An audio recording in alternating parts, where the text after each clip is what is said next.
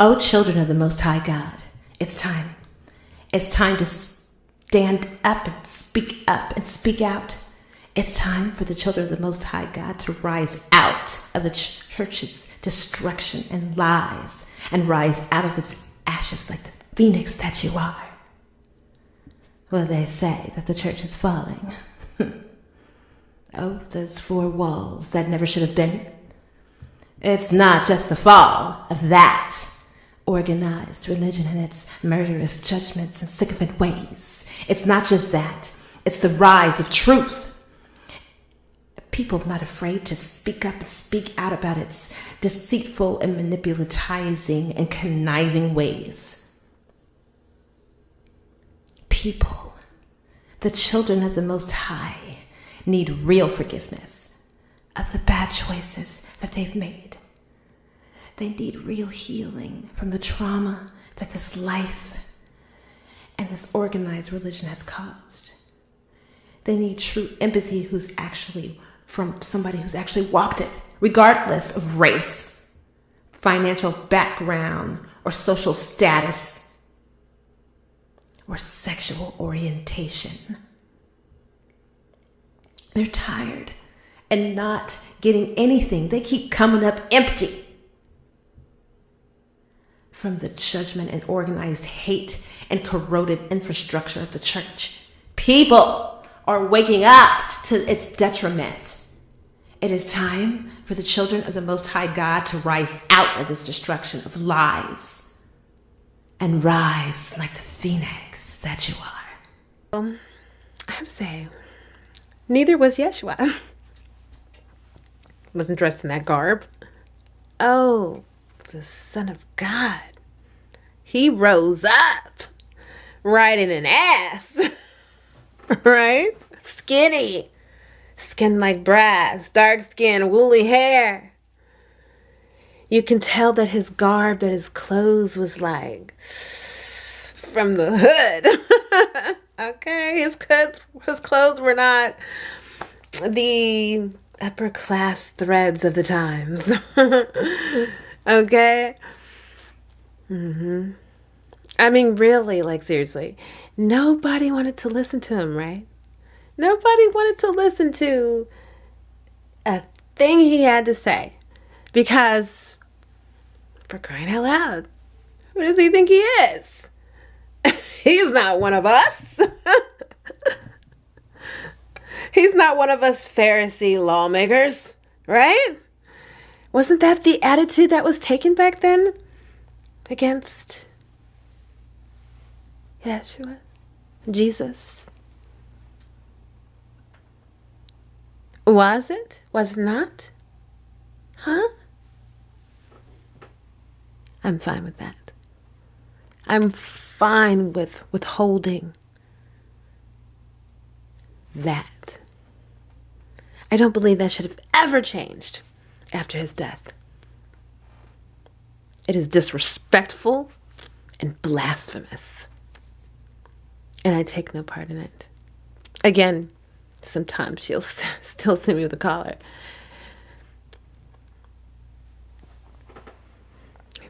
Especially if I'm performing a funeral.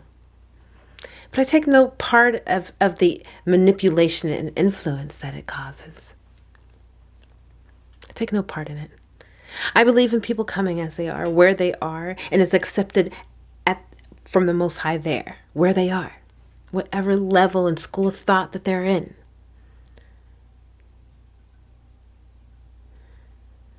The Lord made in their life, accepting Jesus in their life, Yeshua.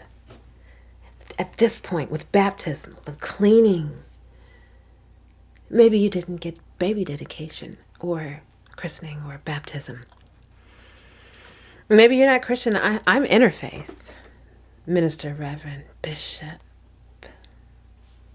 But maybe Yeshua wanted everyone to dress up every Sunday. I don't know. Maybe that's what he wanted. The Prince of Peace. The Prince of Peace. He said it himself. unless I remind you. Matthew 10:34-36. Think not that I come to send peace on earth. I came not to send peace, but a sword. For I come to set a man at variance against his father, and the daughter against her mother, and the daughter-in-law against her mother-in-law. And a man's foes shall be they of his own household.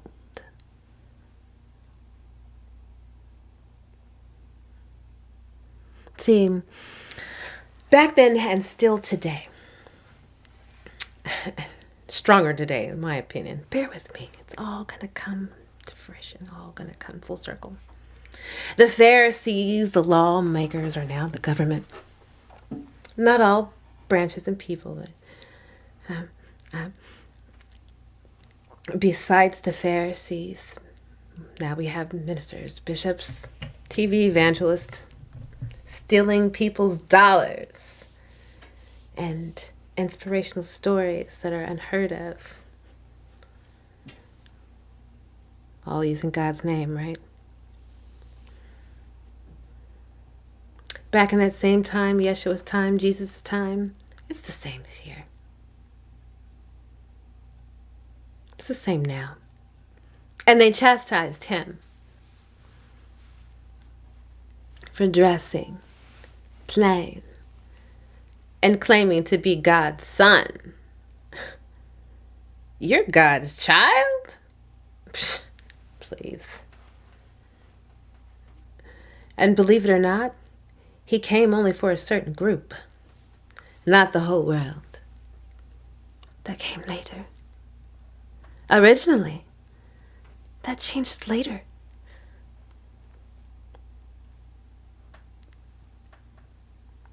You have to remember that. We must. For many reasons, we must remember that.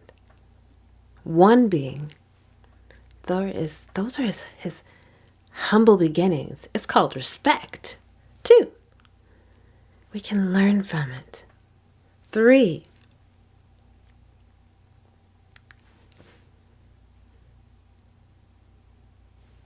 isn't it still reflecting today? And shouldn't we be grateful to be a part of it now? Oh, we're not humble enough or grateful enough. The gratitude has left. The focus on the Most High is dwindling.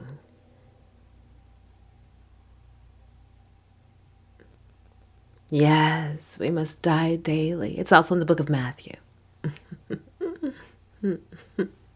This is different.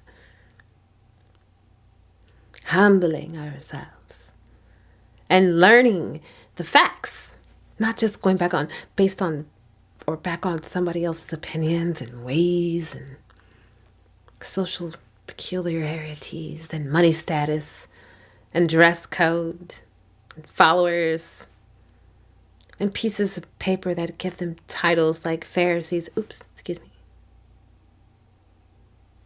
pastors and reverends, lay pastors. God, please. That's more of a pastor in my opinion. Lay pastor. I'm ordained. Yes. Educated. Not just in books, but the streets. I know what it is like to sin, come out of it. I know what it is like to be put in shame, not just to be feeling it. That's natural if you mess up. But to be put there, to have a foot on the back of your neck, holding you down.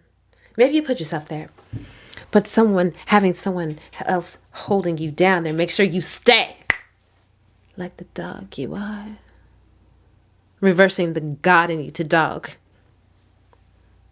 I know what that's like. for other Christians to say. Be forgiving like Jesus. I'm a Christian. Christ-like. But very far from it. Because they won't even let you forgive yourself. Oh, excuse me. There's a whole motivational speech. Nobody's letting you or allowing you. You can't use those words. But the influence is still there. What hinders or impedes? Mostly hinders. Your own allowance. Forgiveness and moving on and getting over it. There's no changes in the times of Yeshua's times, Jesus' times, and ours. They're just different looks, different dress styles. Not much change.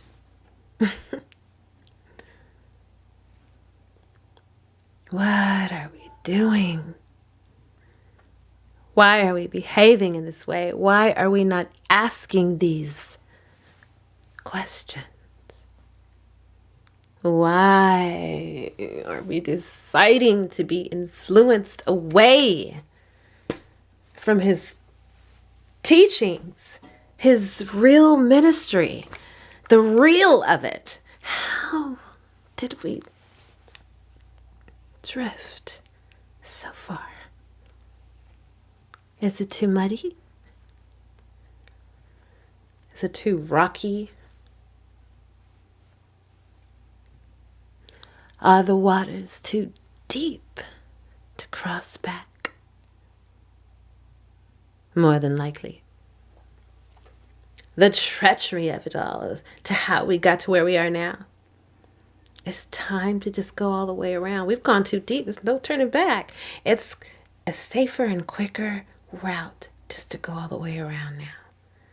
You'll see me throwing math into some of my sermons. Yeshua did that as well. But we need a 360 here. Twice over. Yeshua, the Son of God, the man that was so opinionated, kicked out of certain orders that exist today. Twice. He is my hero. I have no problem copying that.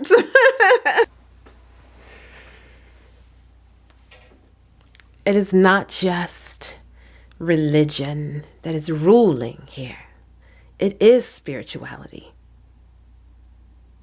The spirit is the part you must control. Can you? Can you control your spirit? The body, the spirit, the soul. Your Trinity. We are here. And on this journey, it's not just religion. It's not just your spirituality that can define your journey. It is your journey that can define your spirituality. Just like the journey of Yeshua and his mother and stepfather. He was a Jew. That was his original religion. And his journey, his spiritual journey, created a whole nother religion that has, I don't know how many, a countless amount of sects. He taught journey. He taught healing of letting the Most High lead.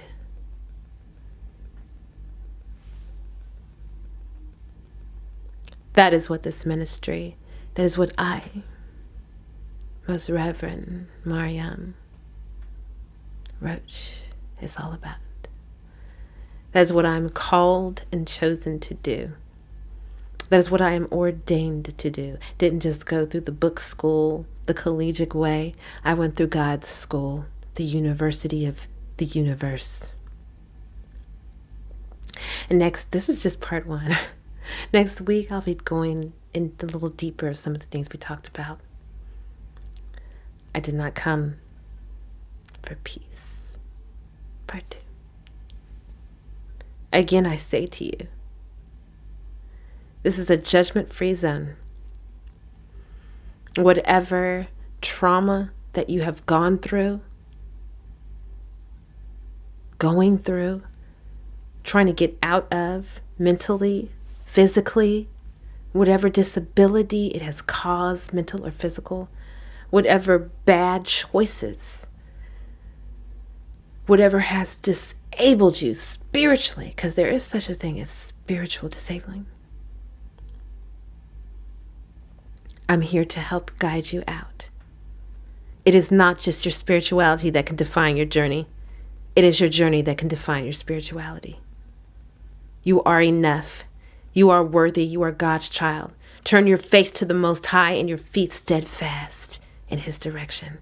God bless you. And remember, it is not just your spirituality that can define your journey. It is your journey that can define your spirituality. Bless you all. Thank you for watching. And if you feel blessed by this content, hit the subscribe button and don't forget to hit that notification bell so you won't miss out on what is to come.